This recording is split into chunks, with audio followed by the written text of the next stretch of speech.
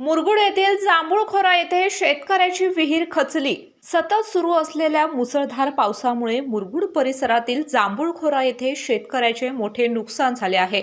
येथील शेतकरी भैरू दत्तात्रय इंदलकर यांची सुमारे 35 फूट खोल विहीर खचल्याची घटना घडली आहे।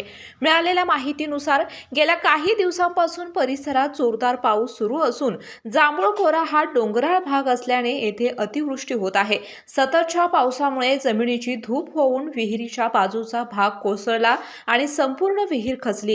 या विहिरीवर इंदलकर यांच्या शेतीचे सिंचन पूर्णपणे अवलंबून होते। अल्पभूधारक शेतकरी असल्याने ही विहीरच त्यांच्या शेतीसाठी पाण्याचा मुख्य स्रोत होती।